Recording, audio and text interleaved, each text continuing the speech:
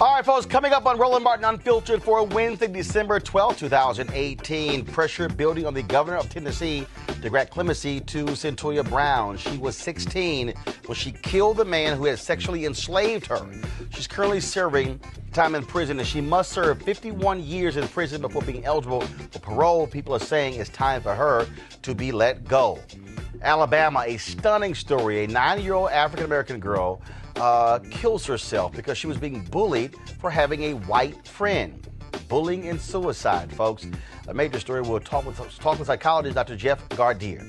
Also, Jasmine Headley, the woman who we saw down on the ground with police pulling her baby from her arms just because she was sitting on the floor, is out of jail. We will hear her first words when she got out. Also, Donald Trump's fixer and lawyer, Michael Cohen. Oh, you're going to have issues being in prison. Yeah, 3 years he's going to prison, and he made it pretty damn clear he paid off 2 women in the direction of Donald Trump to influence the election. Even the National Enquirer, they admitted, plus a judge agreed. Donald, you've got issues. A black man has been in prison for 39 years for a rape he did not commit. At his trial, the judge was white, the prosecutor was white, his defense attorney was white, and all the jurors were white. His lawyer is here saying, that was not a jury of his peers. Also, we got a brand new crazy white woman harassing a sister for just doing her job. Please, I don't understand. What are y'all doing? Now we have Patrol Paul. It's time to bring the funk on Roland Martin Unfiltered. Let's go. He's got it. Whatever the biz, he's on it. Whatever it is, he's got the scoop, the fact, the find. And when it breaks, he's right on time. And it's rolling. Best believe he's knowing. Putting it down from sports to news to politics. With entertainment just for kicks, he's rolling. It's on go, y'all. It's Roland Martin, yeah. Rolling with Roland now. He's funk, he's fresh, he's real, the best, you know he's Roland Martin now.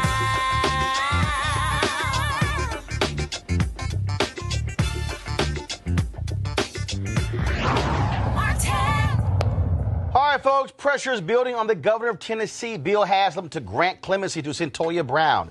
Remember, she was a young girl, 16, when she killed the man who bought her as a sex slave from her pimp. She was forced into prostitution. Folks, of course, last week the Tennessee Supreme Court said she must serve at least 51 years in prison before the possibility of parole. Now, a documentary was done on her. You can see it on Netflix as well. People have been talking about her case for quite some time. Many activists, people like Rihanna and others, a group of Black Lives Matter protesters demanding clemency while the governor was speaking at an event in Nashville last night. Take a look.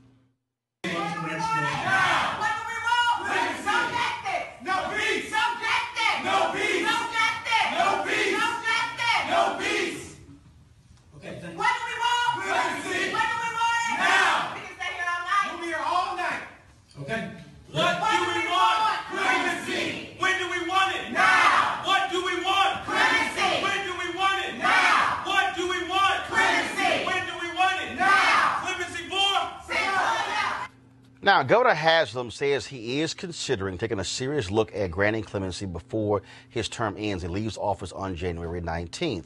Now, earlier this year in the summer, he granted clemency in a case where a woman, she actually was sentenced to 25 years in prison for killing someone. He said the stakes were different. Critics say that woman was white, this woman here is black. What's going on here? How do you explain this? Let's go to our panel right now. Dr. Julian Malvo, economist and president emerita at Bennett College. Dr. Cleo Monago, social political analyst and activist. And also Corey Whalen, writer and consultant, first time on the show. And so if you get hazed, don't worry about it. Always happens. So let's break it down this way. And so I'll start with you, Julian. 51 years. Now, this is a woman who was a girl who was forced into human sex trafficking. She ran away from home, pimp, sells her to this guy. This guy is abusing her, sex slave. She kills him. Prosecutors say, well, she was trying to rob him before she killed him. That was the reason for her being convicted of first-degree murder. But to think that a jury could not even factor in that she was forced into slavery, and that somehow is not a mitigating factor, to me is crazy. Sex trafficking in the United States is prevalent. Roland, one of the places I just learned it was prevalent is in Northern Virginia. Yes. The women who are also Maryland. The women who are sex trafficked tend to be obviously very young, but more black and brown than anything else. They are sold, they are abused. I can't even begin to fathom what has happened to them.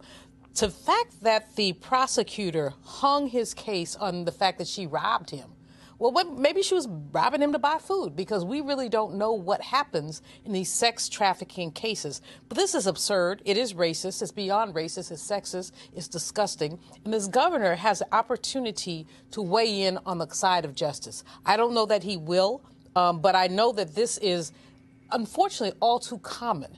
And it really does speak to the disrespect and disregard of the humanity of black women and other women of color in the context of the sexual trafficking. Corey, the state parole board, they split on this, where some said grant her clemency, others said not in this case. But still, if you're a juror, if you're on this parole board, if you're the governor, to me, at some point you have to think. I don't know somebody who's saying, sure, I want to voluntarily be a prostitute at the age of 16, and then forced into prostitution, then the pimp sells her to another guy who's an adult who is treating her as a sex slave. I don't know how you go, okay, you still got to serve your life in prison. I mean, the whole situation is completely insane. She was a child, and she was sex trafficked. And really, I mean, can't you argue that it was a matter of self-defense? We're in a situation here where we have a young girl. She's being pimped out, and the person we're fixating on in terms of who we're prosecuting is the young girl. It seems absurd. So I think absolutely that in this case, the governor should look at it and hopefully make the right decision. It's crazy that they're focusing on her robbery, so-called robbery, and not the pimp, not the guy who literally bought this woman. The whole thing is just insane. Cleo, first of all, she was convicted 12 years ago, 2006, sentenced to life in prison. The guy who she kills, real estate agent Johnny Allen, and somebody had asked me yesterday, whether or not the guy who she killed was white or black. Actually, he was white. And of course, it's got national attention here. But again, life in prison, and you're a sex slave? I didn't know that he was white, so he was white. Okay, well, I think that's significant. I think that probably is relevant to the decision that people made. And it's interesting that the term robbed is being used, because she was robbed beyond compare. I mean, she was her freedom, her capacity to be a safe human being on the planet Earth was robbed. So I think it's peculiar, but now that I see that racial dynamics is starting to make more sense to me, why this makes no sense. But it's my perspective, frankly, that women or anybody who's a victim of domestic violence should be able to kill their violator and go home and go to sleep. I don't think they should do any time when they're in the throes of a person who is terrorizing them and destroying the quality of their life and their safety and their freedom. So that's my perspective. Obviously, I wasn't on the juror, but it'd be interesting to find out the gender dynamics of this jury as well. But yeah, being that she killed a white man, which is, in Tennessee, it's contraband in this country, that's likely connected to why she got sentenced. Julian, the piece of this role that's important is that had they upheld the life imprisonment sentence, she would have had the opportunity to appeal. Because they reduced it from life imprisonment to 51 years, she does not now have the right to appeal, so her only recourse is the governor's clemency. So that's worth noting, is that this parole board has been very Machiavellian in their attempt to ensure that she serves a significant sentence. Corey, I ask you this. So this is a Newsweek story. So prosecutors say Brown killed Johnny Allen, 43, in order to steal from him. She took several firearms and his pants, which contained his wallet. They also pointed to her past drug use and criminal juvenile record in an attempt to show a pattern in her life. She was a sex slave. What do you mean a pattern in her life? Like, this man bought her. Even just hearing the way that is contextualized is just so wrong. It makes it look like she just went into this guy's house and stole from him and took his weapons, and she has a history of drug use. She also has a history of being sex trafficked. I mean, come on, just that. it's just enraging, honestly. And so again, so Haslam, again, he leaves office on January 19th.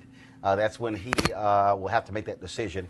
And so the question is whether or not he will leave it up to a new governor to pick up this case. Now let's go to Alabama, where there's a tragic story. 9-year-old Mackenzie Adams, of course, committed suicide in early December. Folks, her mom and grandmother says she was bullied at school because she had a white friend and because a white family drove her to school. The family says they told the school about the bullying. The school says there's no record of that. In any event, this 9-year-old girl is dead. Centers for Disease Control and Prevention said that bullying and suicide are indeed linked. Joining us right now is psychologist Dr. Jeff Gardier. Jeff, this is, I mean, just unbelievable. And one of the things I'm still trying to find out is, and the reason I'm asking this, because also what's the racial dynamic? Was she being ridiculed by black students, by white students? What's the deal here? Because what were those dynamics? But what do you say to a parent and a child comes home and is saying these things, and what do you say you do? All of a sudden, parents find her hanging in a room. Yeah, I'm sure her parents were absolutely shocked that something like this could happen, because we hear of stories where kids are bullied all the time, but we don't make the connection or even the correlation that it could lead to suicidal behaviors. But we do know that if there is something else going on, a lack of family support, perhaps some developmental issues, perhaps some issues with depression, then that could put a child more at risk. And I talked about this morning on another network, that the important thing is that we need to pay attention to these cases and this very tragic case and come to the realization that this can happen to a very young child. And Roland, a study just released said that black children between the ages of 5 to 12 years old are actually having higher suicide rates than white children. And this is the first time in a very long time that we've seen that kind of statistic. So this is happening in our community, and we must pay attention to it, and we must address it, because it doesn't fix itself. So here's one of the things that I've often heard, that folks my age, I turned 50 in November 14th. And I've heard folks say, look, when we went to school, we got bullied. We had kids who made fun of us. We had kids who criticized us, who attacked us for how we looked and how we dressed, and you didn't have kids killing themselves. What is going on here? What is the difference? Is that we're living in now a social media driven climate? I mean, what makes this period different from previous periods where kids were bullied or were picked on at school? We used to theorize about this, Roland, but now we know the reality. It's exactly what you said. We are living in a social media type of environment where so many of our children are online. They live online, and therefore it's easier for them to become socially isolated, to not talk to their parents as to what's going on. We tend to not even speak to our children because we don't understand what it is that they are doing, what their culture is about, the fact that they seem very grown up and that they can, in many ways, maneuver through social media. And as older persons, we're just not able to do that.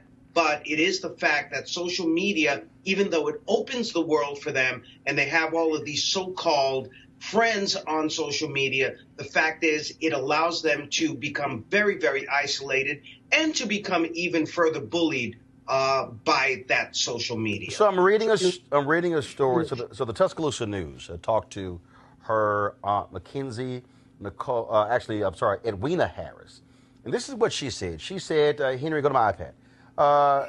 The fourth grade student had been bullied by other students at the U.S. Jones Elementary School in Demopolis, Alabama, for the entire school year. Quote, she was being bullied the entire school year with words such as kill yourself, you think you're white because you ride with that white boy, you ugly black bitch, just die."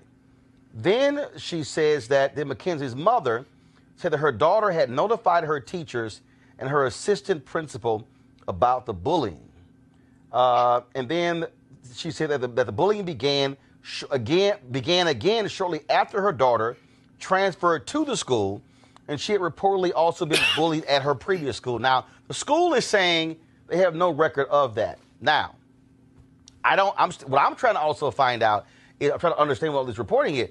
If you're the parents or the aunt or whatever, what visits did they document going to the school, going to the principal? Because look, I know how I grew up. My teachers and principals knew who my parents were very well because they never left anything up to me.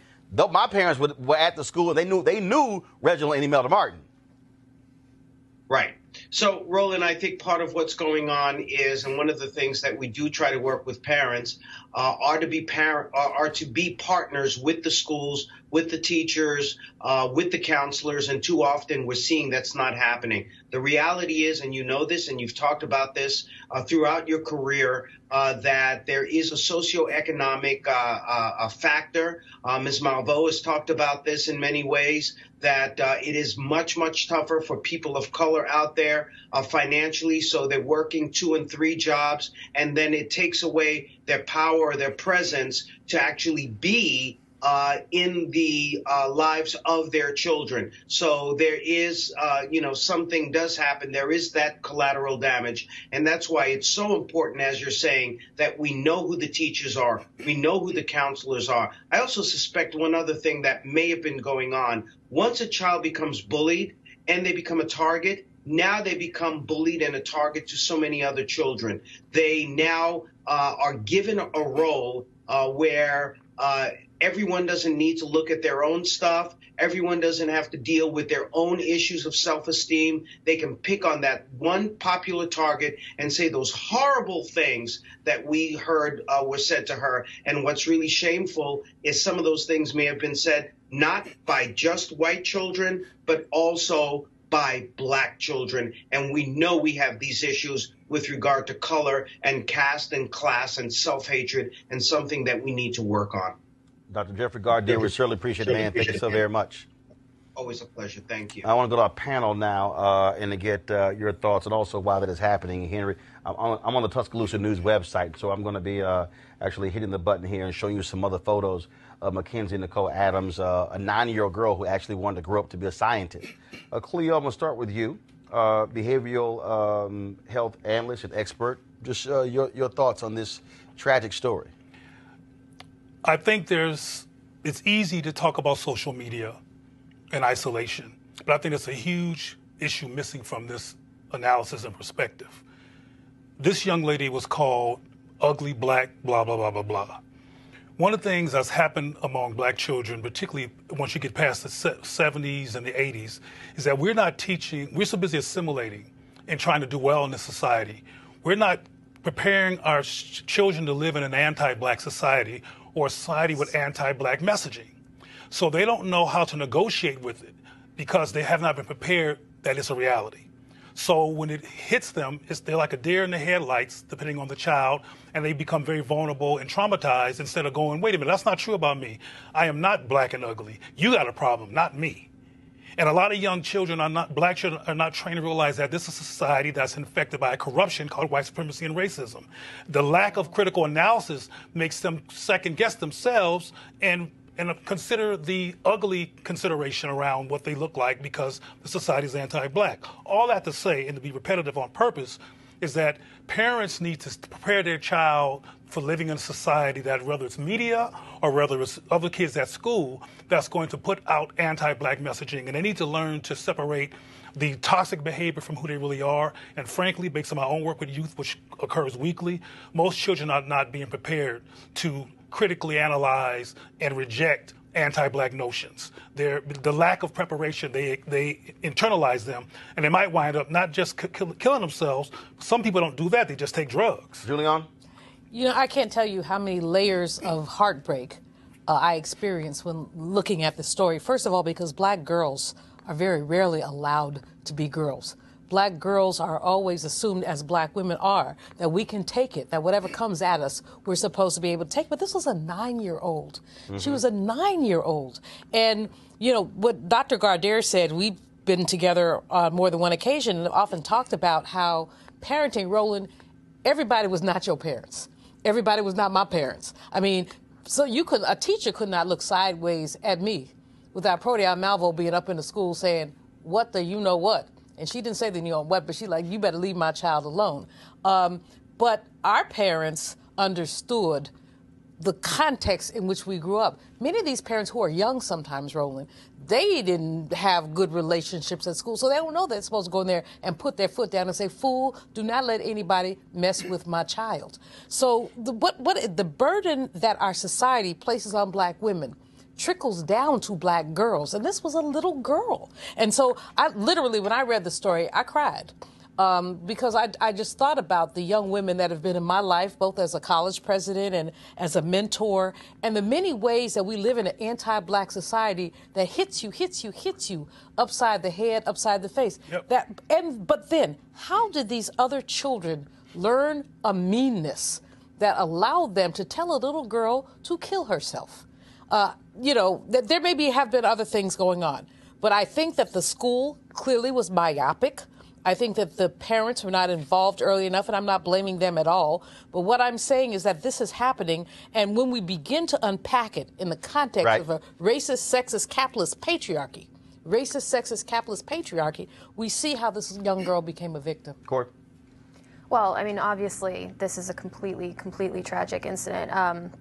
I agree with the other panelists that I think there are special and unique challenges that black girls face, and it sounds to me too like the school was not handling it well in terms of the mother saying, "Hey, we reported this," and then the school saying, "We didn't know about this." So it's hard to say what kind of reforms need to be put in place there, but it does seem, especially with the upticking in these types of suicidal issues and whatever cyberbullying does play into it, I think that schools do need to be more involved, and hopefully this is a wake-up call to people. And this is the thing about that.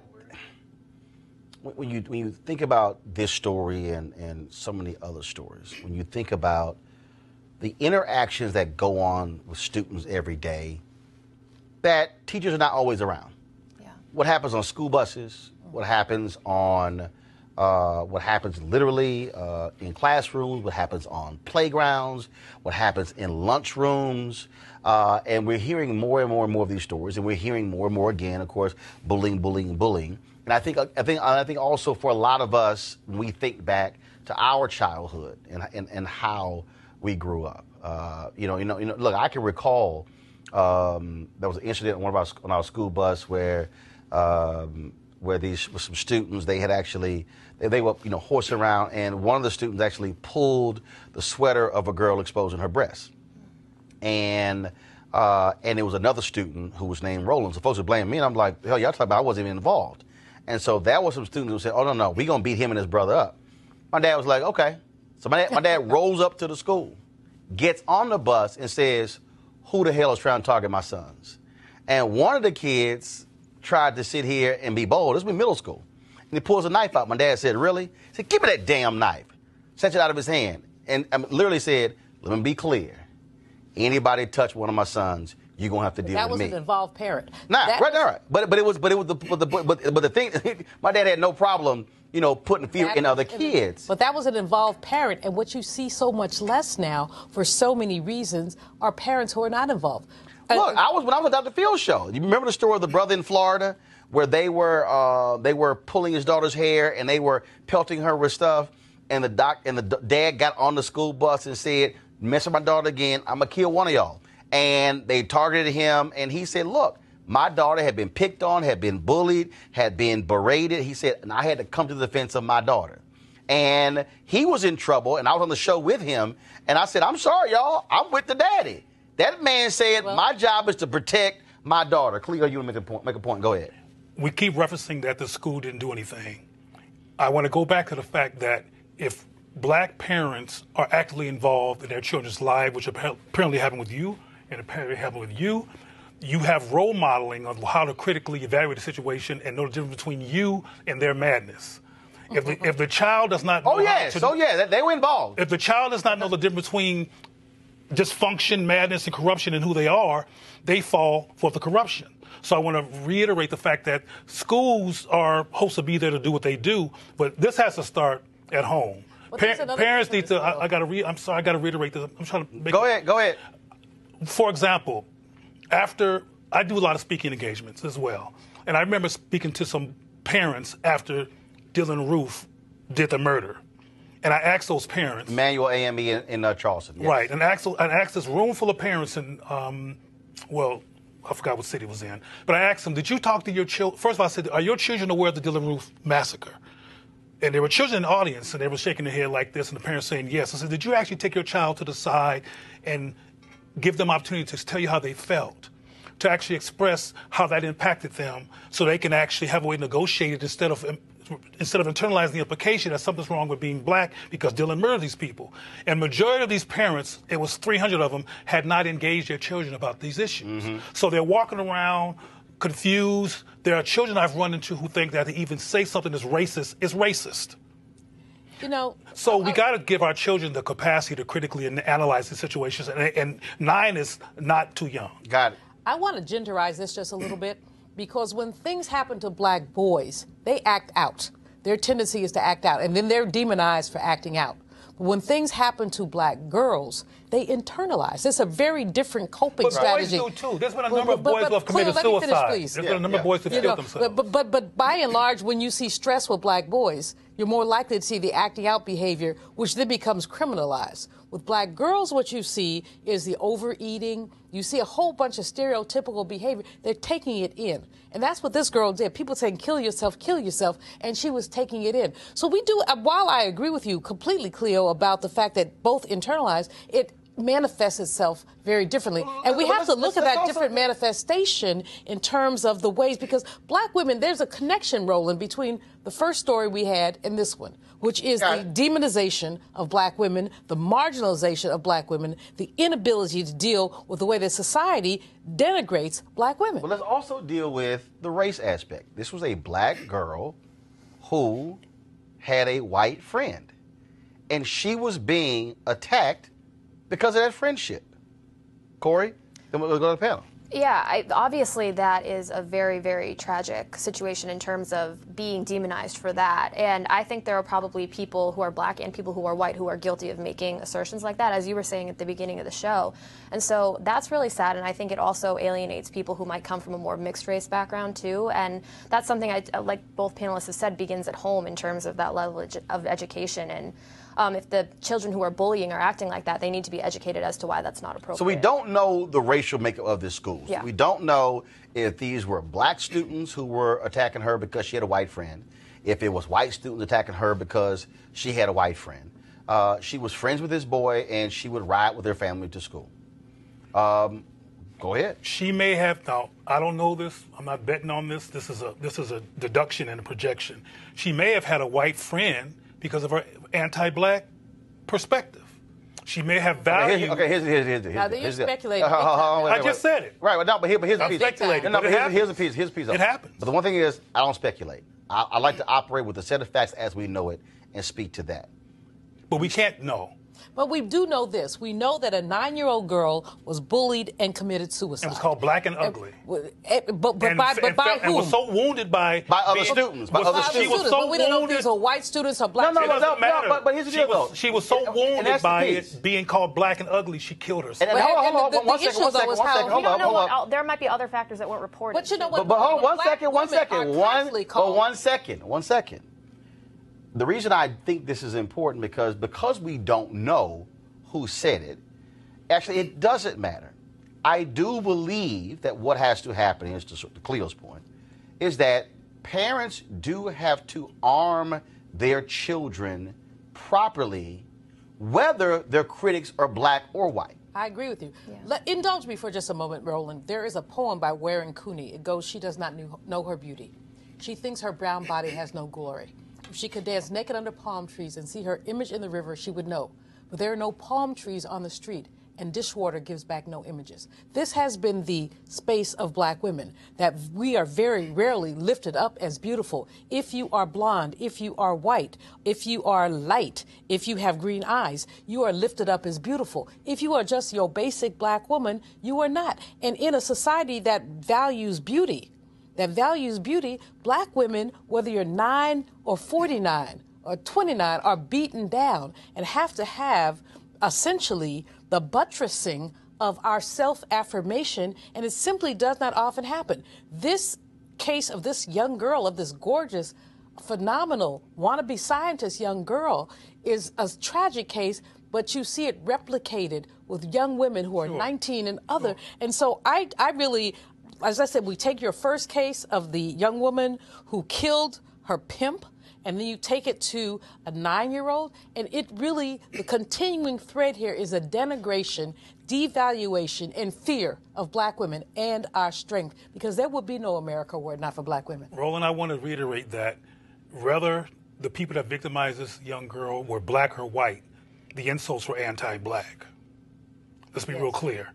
And people agreed that there was an anti-black reason to criticize her, because we live in an anti-black society, and black people internalize those anti-black implications, which is why black parents need to sit down with their children and teach them that this phenomenon is in the landscape, and maybe I'm going to teach you how to recognize this and understand this so you can recognize who you are and deflect this madness, because, baby, it's madness. And the final thing I want to say, I have to say this because I know this is the work I do on a daily basis. Dr. Malvo, everything that you just talked about that black girls go through, including eating in the whole 9 yards, black boys go through the same thing. Including dying in the arms of white folks. So remember the young man in L.A. with the congressman, whatever, I don't know what he was. Remember the young man, the young homosexual? Jamel. The guy was Buck was a big time. Ed Buck was a big time Democratic fundraiser. Right, and a young boy died, and basically, seriously, it was kind of like sex trafficking in and of itself. In his house, that was drug paraphernalia that's all found around. It's not a pity party. I'm not going to compare our pain. What I'm including, not comparing. No, but I'm saying that we have to look at the genderized aspect of this. Yes, black people are under attack in our society, but when you look at the ways that intersectionality, where race and gender play, you must look at the difference between what happened with this black girl and talk about the way that not just race, but also gender becomes an oppressor. The court also and male is a gender too. And court, we also have to deal with white parents and how their children are also responding to a black girl who is friends with a white student. Yeah, absolutely. That's 100% true. I grew up, my best friend growing up she had a black father and a white mother. And the first time I really realized racism was a thing was when we probably were no lot older than 6 or 7, and a woman across the street. Where? I grew up just outside of Boston, which people think it's progressive, but there are also some race issues. No. I know. Well, in terms of it being a blue state, right? Right. It's a blue state, but that's a different deal. So this is the thing. So we've heard this lady was taunting me and my friend. Again, she's half black, half white. She was yelling across the street at this family, "Oh, you guys are the Oreo family," and making like very odd racial comments. And that was when I started to realize, okay, this really is a problem. And if there are white people who are hearing this and don't speak up about it, don't also talk with other people of different races about this and understand that this is happening. And this is something that troubles me. I'm kind of the token right of center person here today.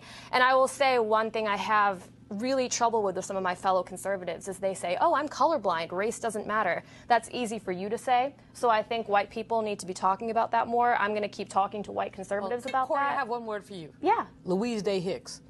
Do you know who that? You're a little young, but Louise Day Hicks was a white woman who was on the Boston School Board who said she would lay down on the street before she allowed black children to go to white schools in South Boston. Yeah, my girl said right. she would lay down on the street and let the school buses run over. I'm like, right, please, go for it. All right, gun the engine. Go for it. All right, y'all, speaking in terms of the impact on also another black woman, here's an update on that appalling video we saw on Monday of the woman having her baby ripped out of her arms in Brooklyn, New York. Police were called after she found herself in a food stamp office. There were no seats. So she was there for 4 hours. She decided to sit on the floor. The security guards called the police, and then this happened.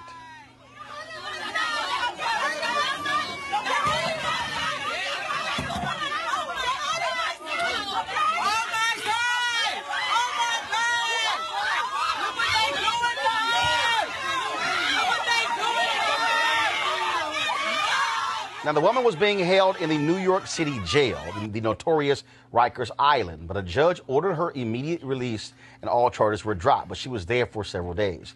Now she's free and she got out last night, and here's what she said. everybody. Could you come up to the mic? Thank you. And all the support that I've been getting in New York, and just all the great people who's been supporting me. I haven't got to read all of the articles and just all of the great things and all of the love, and I'm accepting it, and I'm just so grateful to everyone. And I'm just happy to be free, and I just need to see my boy. So thank you, guys. She has also now been reunited with her baby son. Now, here's the question. Would she be out of jail if there was no video? No. She would be. First of all, this thing, again, I guess, Roland, your theme today is how many different ways can we kick a black woman? But no, she wouldn't be out. If this had not gone viral, so praise the Lord for these, and she not gone viral, she would still be there. The issue is the employee at a social service office who calls a police on a woman because after standing for 4 hours, she decides to sit on the floor. And literally, that was it. She literally just, she wasn't yelling and screaming. Oh, she just sat down. She was sitting on the floor. Because she was tired because her baby boy probably weighed 20 pounds and she's been standing there for I don't know how long. So social service is social disservice. And I saw the congressman, not the congressman, the city councilor from Brooklyn on something, and he talked about the fact that this was ridiculous, but it was ridiculous, and what we've done is demonize people for their poverty. You are poor, you need food stamps, you go to get them. You're patient, you stand in line. That's what you do. You haven't yelled, you haven't screamed, you haven't done anything to anybody except just be black and female and hungry. And so, no, if this had not gone viral, her child would be in the bowels of foster care right now. Cleo? I was just writing about how thankful black people should be for the invention of this tool just this morning in something that I wrote for social media, because this society casually dehumanizes black people. I mean, you heard about the young man who was outside of his house celebrating his birthday and was anally raped by the policeman on the city streets. So that was on video as well. And the question goes back to that as well. If that was not on video in that instance, in this instance, of course we wouldn't have heard nothing about it. And I have to reiterate that this has been going on for a long time, and there's some people sitting in jail, like somebody we're going to talk about in a moment, for years, who if these existed a long time ago, they would not be sitting in jail. Yeah. So we should be grateful about the existence of this. We also know that there's been some people murdered with this being filmed, and they still didn't get justice. Corey? You know, the other quick thing. Hold on one second. Hold on, Corey. Oh, no, I agree with what they both said. I agree 100% that the cell phone cameras have made a big difference in terms of how the public gets to see these things. It's really beyond just comprehension that a woman who was standing in an office and then decides to sit has the cops called on her to begin with, and then it erupts into that kind of chaos. It is insane. And I agree with you that she'd probably still be in jail were it not for the video. Final comment. When we look at these things, even with these, the police try to make excuses for themselves. We saw this afterwards. This was normal protocol. No, it was not normal protocol. This was inhumane nonsense. And so the thin blue line allows these people, even commissioners of police, to try to make excuses. And that's where we have to stand in the gap. And so, Roland, thank you, and so many others have stood in the gap to say, this ain't happening. Well, also, I'm telling you, it's getting to the point we talk about body cameras for cops. Hell, black people going to need to wear body cameras. Like literally wearing a camera anytime you go out in public because you can't count on somebody else actually having their camera. All right, folks, let's talk about somebody white in trouble. Michael Cohen, Donald Trump's attorney. See, you ain't gonna switch it up. Huh? You ain't gonna hear that on CNN or MSNBC or Fox News. Michael Cohen was sentenced today to 3 years in prison. Of course, he had tons of jobs. He was Donald Trump's personal lawyer and fixer. He was executive vice president of the Trump Organization, the deputy finance chair of the Republican National Committee. And before he was sentenced, he said this, as quoted in the New York Times: "I blame myself for the conduct which has brought me here today. And it was my own weakness and a blind loyalty to this man," a reference to the orange one, "that led me to choose a path of darkness over light." Cohen said the president had been correct to call him weak recently, quote, "but for a much different reason than he was implying. It was because time and time again I felt it was my duty to cover up his dirty deeds rather than to listen to my own inner voice and my moral compass." Oh, but it gets worse for the Donald. Federal prosecutors in the Southern District of New York announced today that they had reached an agreement with the parent company of the National Enquirer, you know, that trash newspaper. The National Enquirer They bought and then buried the story of Donald Trump's alleged affair with Playboy model Karen McDougal. Now, the prosecutors said that the National Enquirer admitted they did that in order to aid Donald Trump's campaign and to have an impact on the election. Corey, Donald Trump keeps saying, I'm good, I'm in the clear. It ain't a good thing for your attorney to be convicted, to go to prison, who is still cooperating. For the National Enquirer to admit they were colluding with the campaign to bury this story and to pay off the actual, so the Enquirer paid the money, but then they would reimburse, I guess, whatever from Trump and his people. Yeah. Ain't a good day for the MAGA fans. No, it is not. Donald Trump, he keeps moving the goalposts on this and other issues. One day he'll say, I did nothing wrong. The next day, he or Rudy Giuliani will say, well, it doesn't matter if he did anything wrong. It's just a mess. I was telling the co-panelists here when we were sitting in the green room before, I'm a former Republican, and all this just nonsense. In recovery?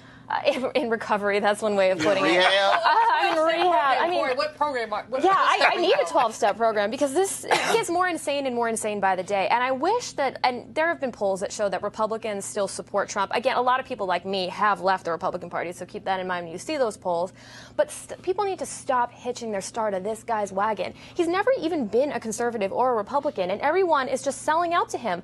All these cowards on Capitol Hill, the media asks them, hey, what do you think about this and that? And all the Republicans scurry away while in private goes, I don't care. Hold on, I can tell you as the former communications director for a Republican member of Congress, I can tell you what these guys say in private and what they say to press are two totally different things, and it's all going to come crashing down for them at some point, and I feel like we're getting there. To have Giuliani, again, you see Trump, and like today, he basically didn't come to work until about 3 o'clock. Sat in the residence, watched television the whole time. And he's tweeting, and he's sitting here blasting this guy. And bottom line is, this is a dude who literally, I mean, we now have clear and undeniable evidence of the National Enquirer admitting, yes, we did this to impact the election, to hide this story, to pay her off, to bury the story, and we did it in collusion with the Donald Trump campaign. Family values. And now you have Michael Cohen, who was setting up meetings with the Russians, who has given that evidence to Mueller. And it's just, and that's what I kept telling everybody.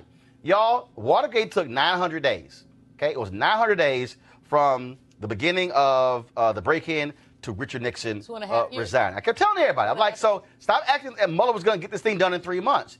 This thing has been a slow build, and he's just been chipping away and chipping away. It's like mobsters. When you get, the two people mobsters never want captured. The attorney and their accountant.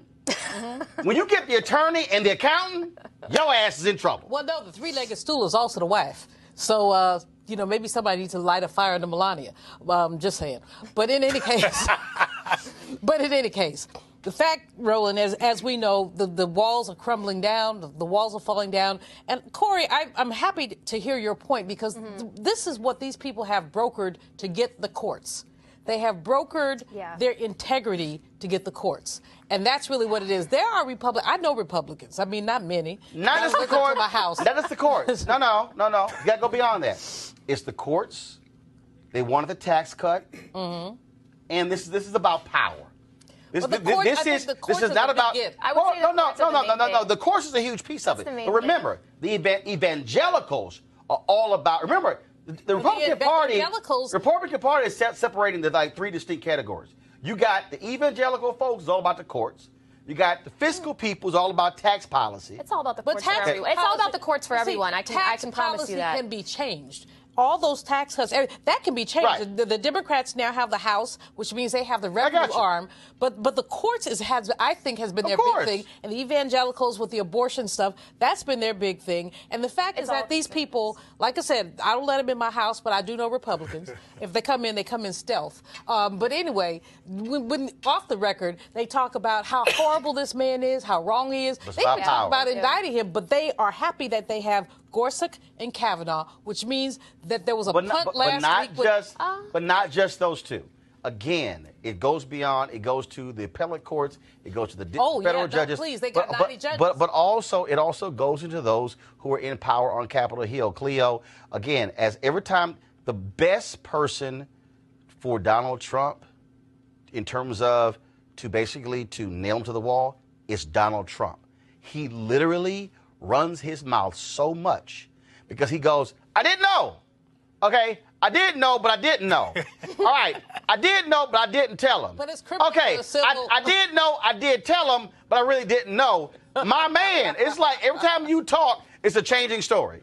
But see, nothing that comes out again and again about Donald Trump is shocking to anybody who's been paying attention since we've known of his existence. Well, no, a lot of us, it's not shocking, but for those who were ardent supporters, it's chipping away at his wall. He's losing support.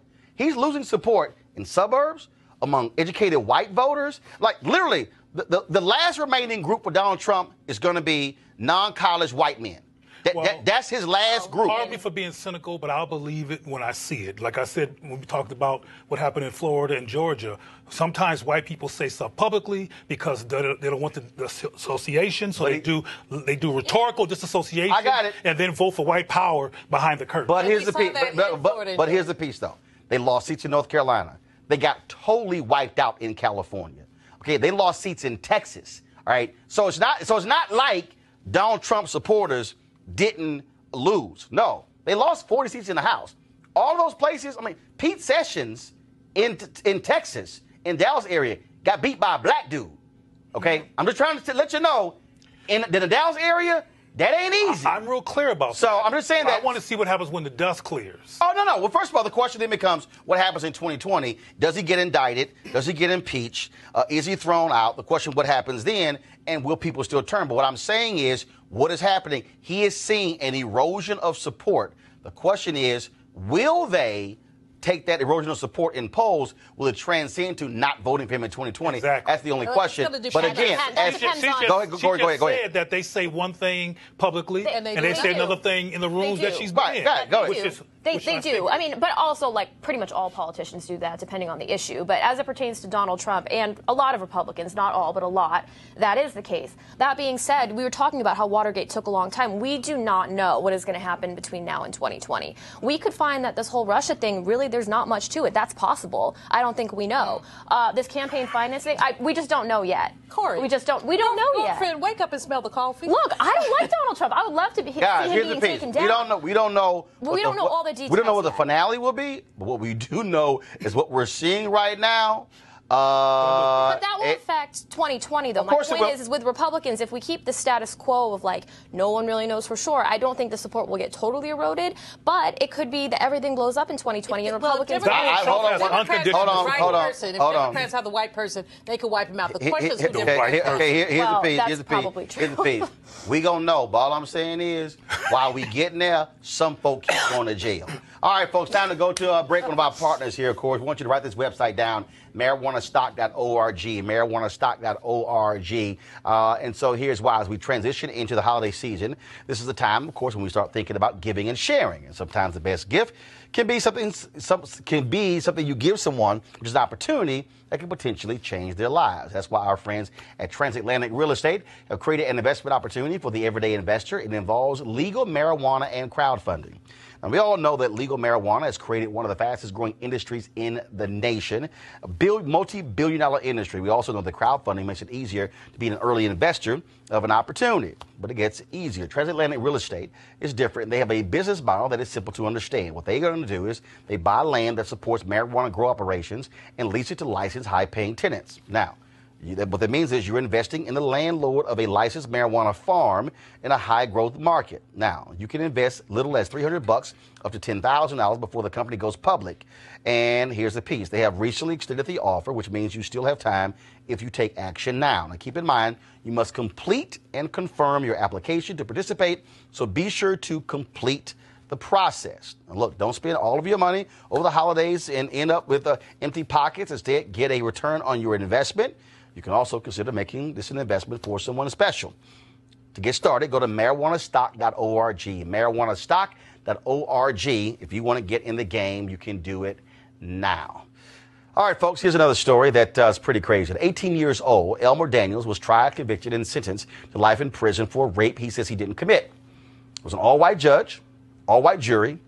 He is now 56 years old. has been in jail for 39 years. His attorney appealed his conviction based on flawed testimony that he says proves his client was wrongfully convicted.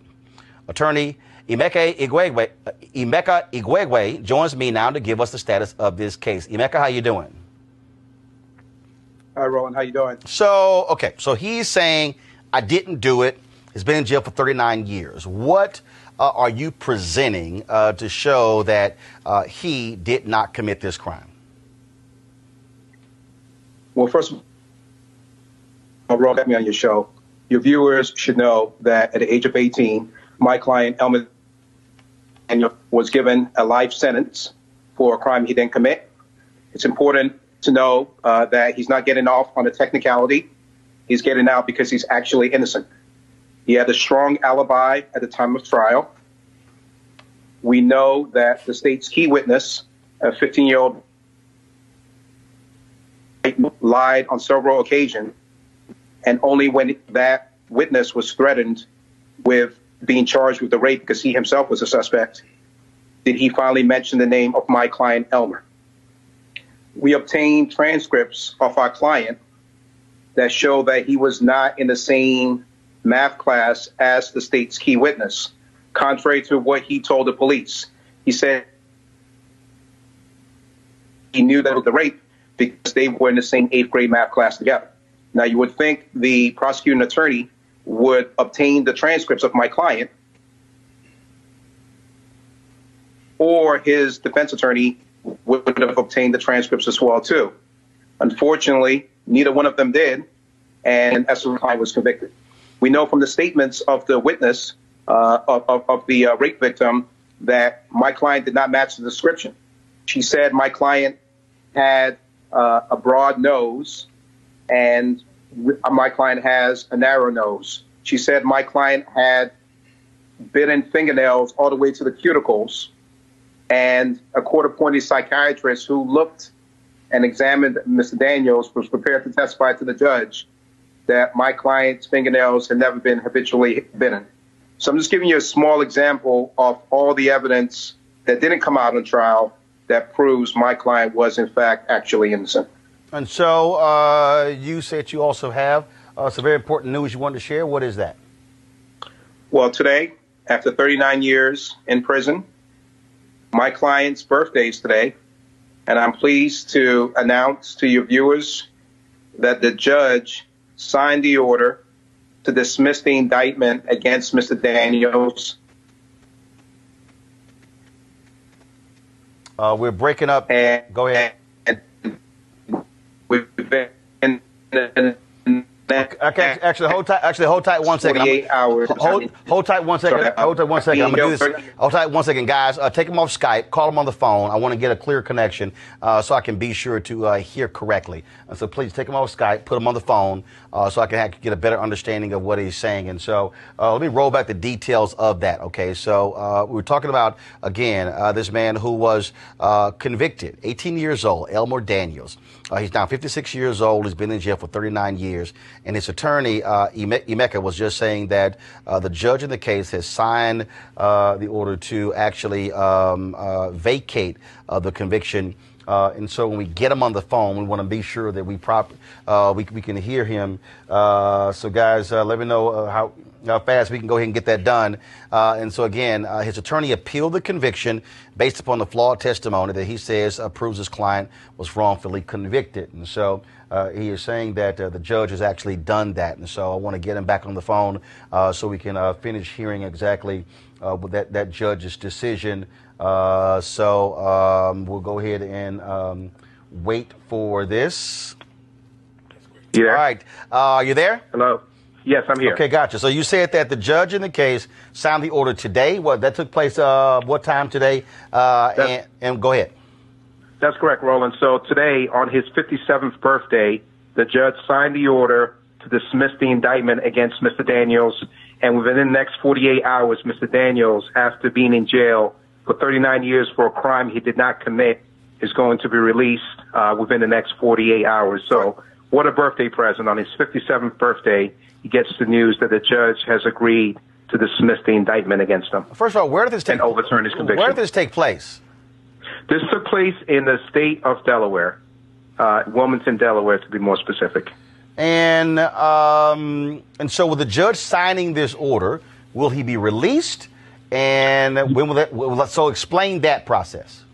So the background was we've been working on this case for over 2.5 years, and the state of Delaware has resisted our efforts throughout the course of this last 2.5 years.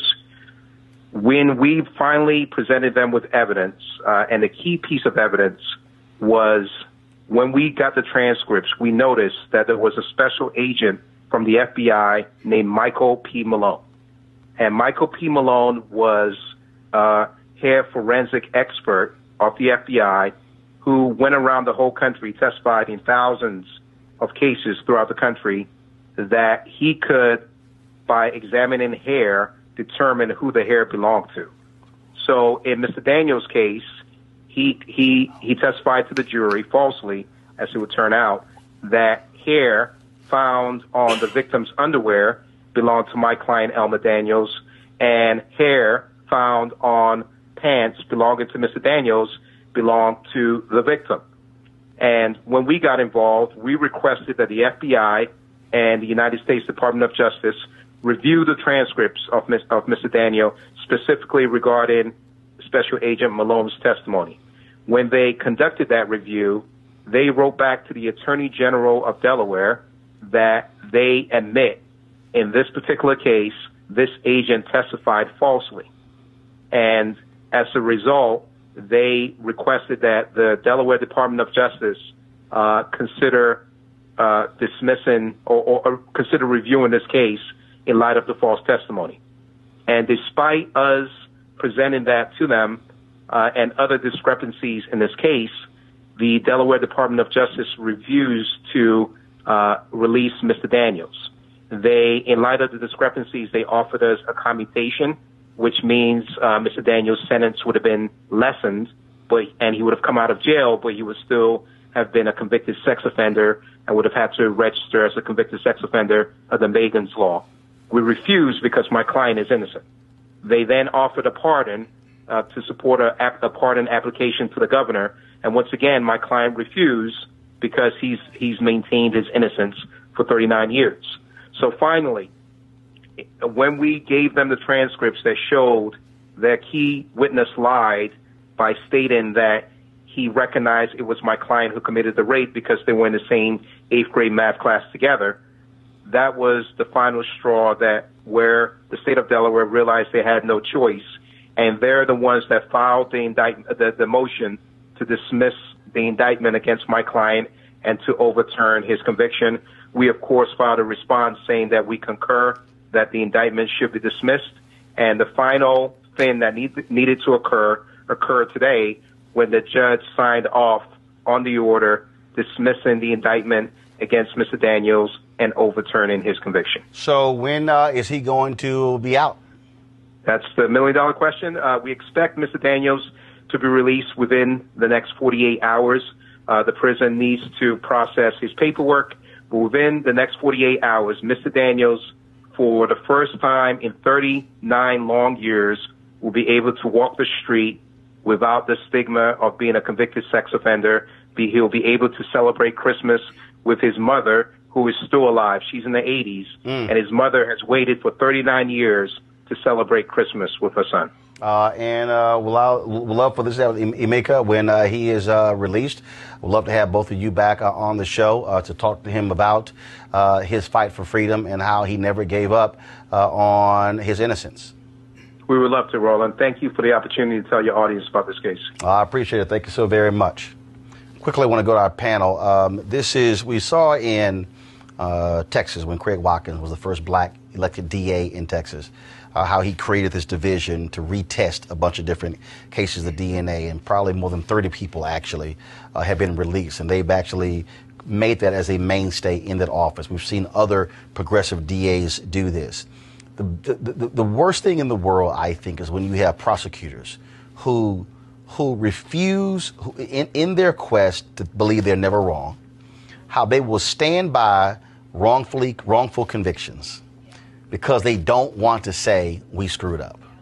And the biggest problem for me is that you don't have the kind of backlash against prosecutors who withhold evidence, who lie, who knowingly will allow cops or other witnesses to lie, and nothing happens to their careers. And that's just one of those things that I think if you're a prosecutor, not only should you no longer be a prosecutor, you should lose your law license if you had a part in somebody going to prison and who didn't do it. Corey. Well, I will say this type of case, and I'm so glad to hear Mr. Daniels is getting out, but this type of case is actually why my opinion on the death penalty changed. I used to be pro-death penalty because I think from an emotional standpoint, it's easy to say when you know for sure someone has done something, okay, you want that retribution.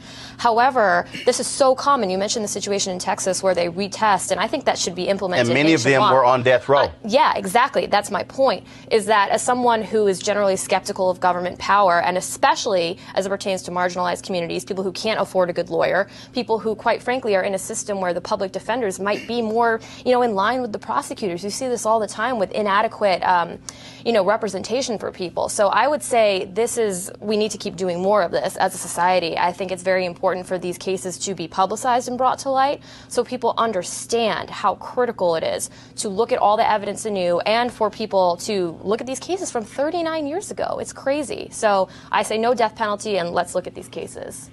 I agree, and I support the testing that you raised, Roland. I'm sure you're familiar with Barry Scheck's Innocence Project. Yep.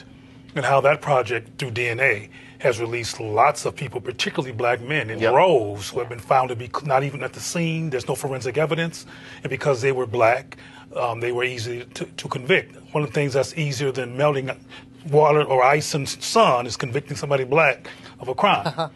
And I'm glad that these situations are bring themselves forth because this is a biased society when it comes to law enforcement. And here we go again. But in Daniel's case, Mr. Daniel's case, he was released, and that feels good. Roland, I chair the board of Push Excel, which is Reverend Jackson's educational arm. We've got a staffer in Chicago, Johnny Savory, who was convicted at age 14 of a rape that he did not commit. His mother maintained his pace at the dinner table for over 30 years, had his plate sitting there for over 30 years. And so I'm relating to this case, thinking about how important the family support is, how important that family faith is. I mean, Johnny didn't do it. They finally figured out that he didn't do it, and he was let out. But this man was in jail for more than 30 years for something he did not do, that he was convicted 39 years at age 14. So this man is the same kind of thing. Right. And so props to his mom and props to his community, because we know that without that community support, these brothers and sisters, we have sisters who are wrongfully convicted as well, they lose faith. Yep. And losing faith causes them to do a certain kind of acting out inside the system. But also, he could have gotten the sentence reduced. But he said, I did not do this. Precisely. He was willing to stay in prison. He refused to admit to something that he did not do. Yep. And I think that's very pivotal and very critical. Yep. And what we know is that this just keeps happening to black people. And you're right. They should lose their licenses. I mean, they should be put up under jail. You got somebody who's been in jail for 39 years because of your BS? Look at the Central Park Five. Those DAs still do not admit and are still defending it. And are still defending it. And one of them is a law professor, I think at Columbia or one of those schools. I don't know how in the hell. I don't know how in the hell. Y'all's president of the United States. I don't know how in the hell. I don't know how in the hell she teaching anybody. All right, y'all. So you know what? So here, this is a regular feature on our show. This is a regular feature on our show, and we call them crazy ass white people. He's the first crazy-ass white man. Tennessee nurse, yes, Corey, it's called crazy-ass white people. It's fine, there's plenty of A Tennessee nurse was racially profiled by a sheriff's deputy while trying to care for a white patient. Y'all, Stephanie Dash, a home health nurse, was questioned after entering her patient's home last week. The deputy peeked through the window when Dash arrived, knocked on the door to question her. Now, the white patient explained to the deputy that Dash was her nurse, but the deputy told the patient that she had received a call about a suspicious person in the area. Now, the deputy, identified as Rhonda Casillas, wasn't convinced, so Dash went out to her car to show the deputy her ID badge for the hospital she works with, as well as her nursing equipment. Dash even went further and called her employer to verify that she was indeed working there. But Casillas wasn't satisfied and waited outside of the patient's home until Dash left. Dash, as well as her employer, has filed a report against the Sheriff's Department. And the Sheriff's Department says they're investigating the incident while the deputy remains on patrol. How in the hell is the deputy still even patrolling? What she should be patrolling is the jail cell that she walks around. That's what she needs to be patrolling. I mean, but again. But you asked her a question. Why is she still patrolling? Because she has system support. White supremacy system support. That's crazy. Innocent until proven innocent. The patient's like, yo, that's my nurse. And I need my I got an ID. What more do you need? But nobody's listening. What more do you need? You're right. black and you're I don't know what more do you need. No, it's all this. It's like, oh no, you black. No, they ain't you. They ain't you. Hi, y'all. Crazy white woman. Y'all remember Pool Patrol Paula? A South Carolina woman who hit a black teenager and then kicked him out of a pool in June? Just in case y'all forgot, press play. Get out! Get out! Get out now! There's 3 numbers I could dial. 911. Okay? Yeah, right. Get out. Little punks. Where y'all Pool Patrol Paula, better known as Stephanie Strimple, pled guilty Monday to assault and battery for hitting the teenager. She now must pay a $1,000 fine. Of course, you wasn't too happy when that video was playing. Good Lord. Why do people act like that? Is that a rhetorical question? I know.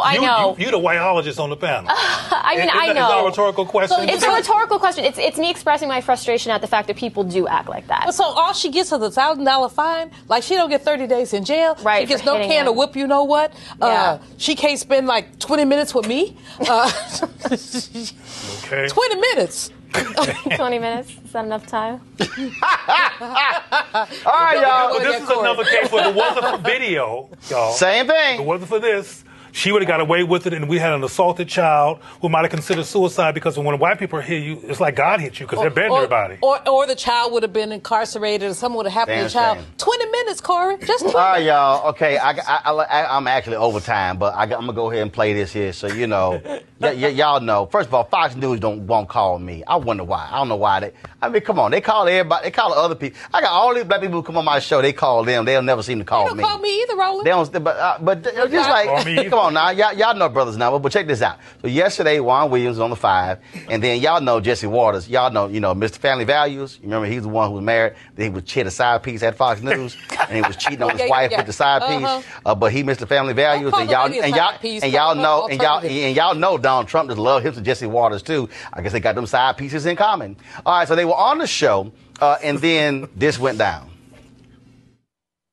Says there are diseases down there with the caravan. That's ridiculous. I'm not demonizing it, Juan. That's just a fact. I tell you what, we're not spreading disease. We're spreading falsehoods. But right now. look it up on Google, people. The bigger one Google is the drugs that you often cite. And again, he says drugs are coming through that southern border. And everybody says, no, in fact, most drugs come through legal ports of entry. Well, you would know, Juan, because you sound like you're high right now.